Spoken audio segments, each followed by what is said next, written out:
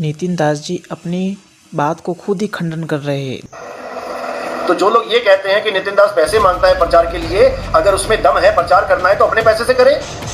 अब समझो मेरी बात, जो लोग ये कहते हैं उनको अच्छी तरह समझा देना कि जिन वीडियोस को तुम देख के जागे हो, पहले पता नहीं कहां धक्के खा रहे थे ये लोग, किस गुरु के पास बैठे हुए थे और 84 में जाने की तैयारी कर रहे थे। जिस नितिन दास ने अपने पैसों से मोबाइल खरीदा, अपने पैसों से मोबाइल खरीदा, अपने पैसों से मोबाइल का इंटरनेट खरीदा, कनेक्शन खरीदा और फ्री में तुम्हें ये ज्ञान दिया।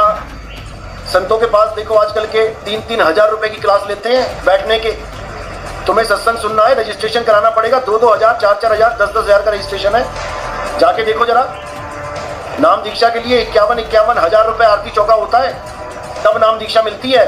लेके देखो जरा, तुम्हें जो ज्ञान मिला है हमारे मोबाइल से, तुम हमारे मोबाइल की कीमत हमें दे दो जरा। जितने हजार का मैंने मोबाइल दिया है, तुम उतने हजार मुझे वापस करो अगर तुम्हें मुक्ति चाहिए। नहीं तो जो ज्ञान मैंने तुम्हें समझाया है वो ज्ञान तुम्हें मुक्ति नहीं देगा। अब बताओ, अब क्या करोगे?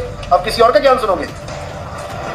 तो ऐसे ही बहुत से बेशरम इस पंथ में घुसे हुए हैं और बिना नाम लिए उन बेशरमों की हालत खराब कर दूंगा।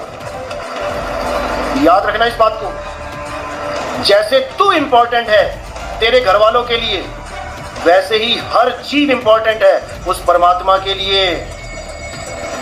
उस परमात्मा के लिए एक एक जीव इंपॉर्टेंट है और उस तक ज्ञान पहुंचाने के लिए लाख क्या 10 करोड़ रुपए भी लगाने पड़ जाए तो नितिन दास लगाएगा, लोगों से मांगेगा। क्या 10 करोड़ रुपए भी लगाने पड़ जाए तो नितिन दास लगाएगा, लोगों से मांगेगा। मुझे किसी बात की शर्म नहीं है, याद रखना इस बात को। इतनी भी शर्म नहीं है कि इतनी भी शर्म हो। और आगे तो मैं ये सोच के बैठा हूं कि जितने भी सत्संग करूंगा, जहां जहां भी सत्संग होंगे, जो भी सत्संग करवाएगा वो सेवा देगा। टीवी में प्रचार के लिए सेवा देगा, पर्चे छपवाने के लिए सेवा देगा, बैनर लगवाने के लिए सेवा देगा। क्योंकि जब तुम निकले हो तो तुम्हारा फर्ज बनता है और जीवों को निकालने में तुम मदद करो। ये तुम्हारा फर्ज